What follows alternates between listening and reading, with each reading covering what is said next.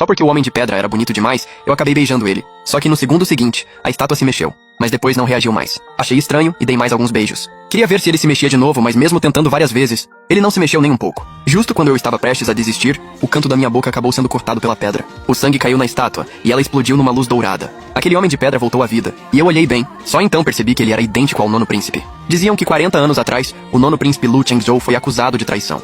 E selado ali com magia negra, sem poder se erguer nunca mais. Mas antes que eu pudesse voltar do choque, o Homem de Pedra abriu a boca. Você é da família Lin.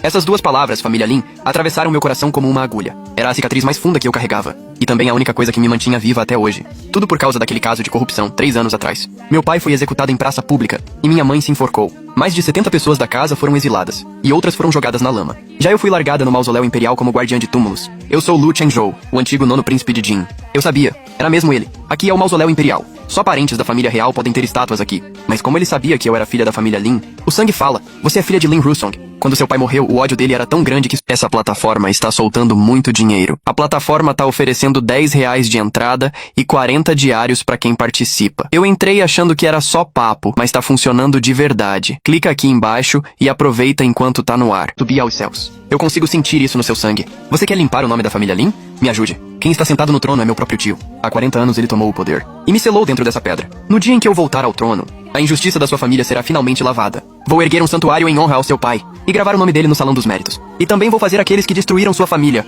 pagarem um por um na sua frente. E não é só isso. Posso até te dar o posto de imperatriz. Você vai dividir este império inteiro comigo. Absurdo. Foi a primeira coisa que veio na minha cabeça. Um monstro que saiu de dentro de uma pedra, falando que vai virar imperador, e ainda dizendo que vai me fazer imperatriz. Mas ele falou em vingança. Falou em limpar o nome da família Lin. Eu precisava demais acreditar nesse absurdo. Tá bom, eu te ajudo. Como? E o que eu vou ter que dar em troca? Uma tigela de sangue do coração me dá 7 dias de liberdade. Mas cada tigela vai tirar 10 anos da sua vida. É uma troca justa. Ele não escondeu nada de mim. 10 anos de vida não eram nada. Mesmo que eu morresse agora. Se eu pudesse ver meus inimigos jorrando sangue, e a família Lin deixar de ser chamada de traidora, minha vida não valia nada perto disso. Fechado. Eu nem hesitei. Num lugar como esse, ou você aposta tudo, ou morre.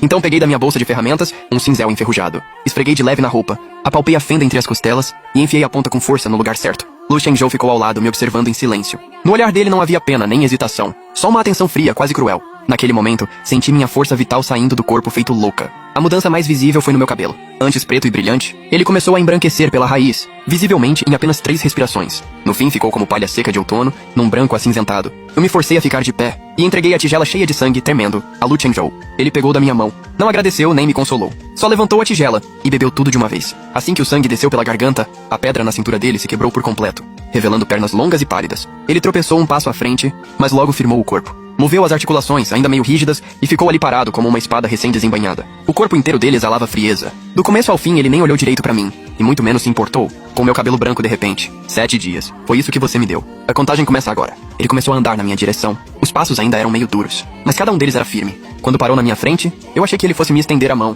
mas ele só se abaixou. Pegou o cinzel que eu tinha deixado cair e limpou o sangue da lâmina com a roupa. Depois prendeu o cinzel na cintura e olhou para os prédios espalhados no fundo do mausoléu. A primeira coisa é dar um fim no eunuco Liu, homem de confiança do imperador. Ele chega amanhã, né? Eu apertava o peito, tremendo de frio, e a visão escurecia em ondas enquanto eu tentava ficar de pé. Parecia que tinham enfiado algodão na minha cabeça. Desenha.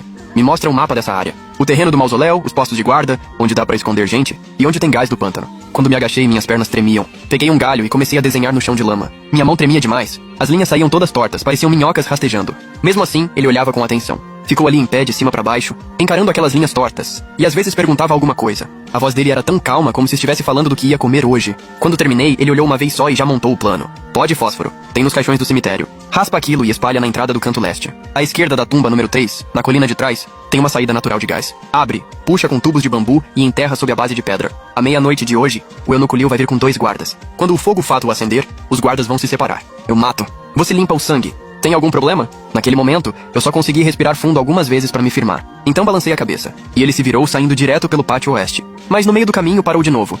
Não morre.